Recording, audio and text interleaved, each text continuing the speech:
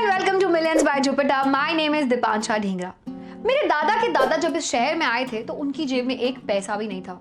In fact उनकी जेब ही नहीं थी. वो धोती पहनते थे ना, पर उनके पास एक सपना था खुद का घर बनाने का. And that dream is still going on in my family. In fact, that's the dream of most families. कि खुद का बस एक छोटा सा घर हो जहाँ हमारी एक छोटी सी फैमिली खुश रहे. और जब वो सपना पूरा हो जाए तो नया आ जाता है. खुद के बस 2 घर हों जिसमें से एक किराए पर चढ़ा दें. और फिर वो भी जब पूरा हो जाता है तो खुद का बस एक पूल वाला फार्म हाउस होना चाहिए जिसमें बच्चे अपनी वेकेशन मना सके. कहने का मतलब ये है कि property as an investment starts from emotional reasons and then the reasons keep changing.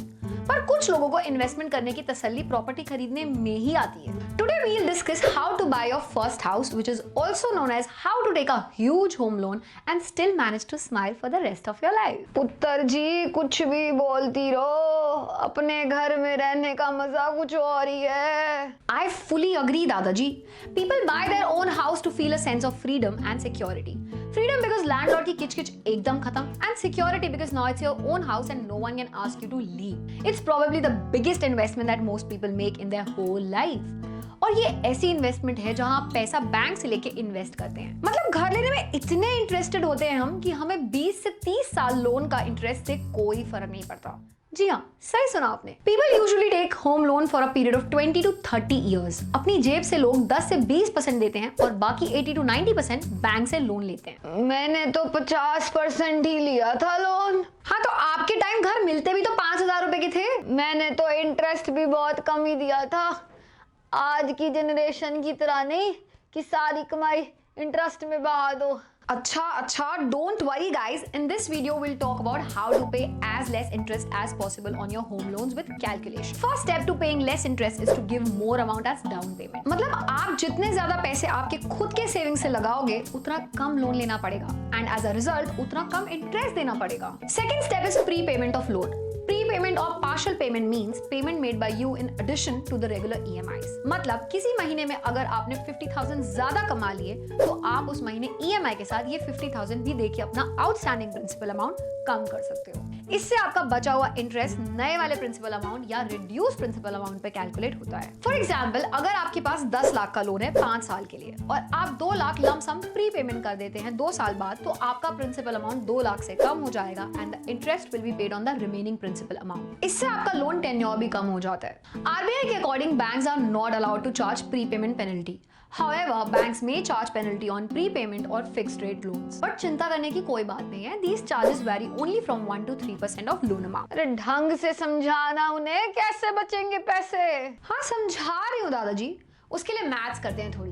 Are you ready? Let's take a loan of 50 lakhs with 9% interest for 20-year period. As you can see in this chart, आपकी EMI होगी 45,000 and the total interest payable will approximately be 58 lakhs, which is more than the loan amount. इन दोनों को मिला दे तो total होगा 1.08 crores. Now, unlike me, I am sure you will grow in your career. मतलब आपकी salary भी बढ़ती रहेगी, लेकिन लोन अमाउंट हमेशा सेम ही रहेगा, which means आपके पास सरप्लस कैश होगा. और as अक्षय कुमार says, पैसे ही पैसे होंगे.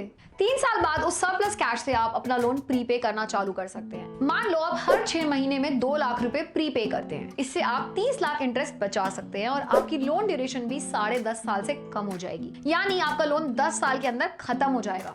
अब आपको सिर्फ 28 लाख रुपए इंटरेस्ट देने हैं और इसे भी आप इंटरेस्ट फ्री बना सकते हैं. If you invest in mid cap mutual fund, let's say 25,000 की SIP है 10 साल के लिए और आपको 12% इंटरेस्ट मिलता है, तो आपका टोटल इन्वेस्टेड अमाउंट 30 लाख होगा और इंटरेस्ट 28 लाख मिलेगा.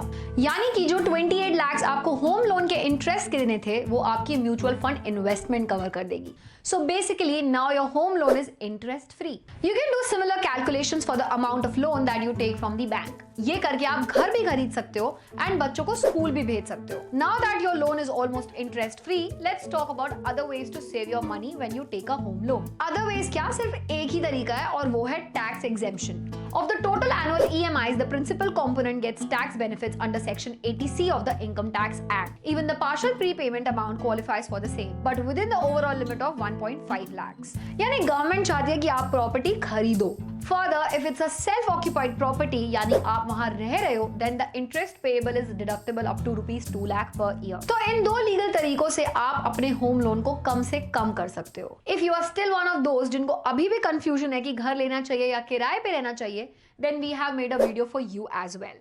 Link will be in the description. Investing in property is a big decision, so do your research for at least a month. हर जगह property के rates different होते हैं। अगर आप मुंबई में घर लेना चाहते हो तो आपको बहुत लोन उठाना पड़ेगा as compared to a smaller city like Jaipur or Pune. Also look out with the places where your property is surely gonna appreciate over the next few years. जैसे दिल्ली में मेट्रो के अराउंड जितनी properties थी वो 1990 के मुकाबले almost दुगनी appreciate हो गई है। ऐसे बहुत से फैक्टर्स होते हैं जिससे प्रॉपर्टीज अप्रिशिएट होती हैं। Basically what I am saying is कि रिसर्च करो और जैसे ही रिसर्च खत्म हो जाए फिर से रिसर्च करो और तब तक करते रहो जब तक आपके दिमाग से सारी कंफ्यूजन हटती नहीं है। I hope this video helped you in clearing some doubts around home loans and how you can pay it smartly.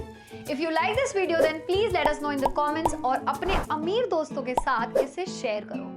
Let us know what you want me to talk about in the next video. Till then, goodbye.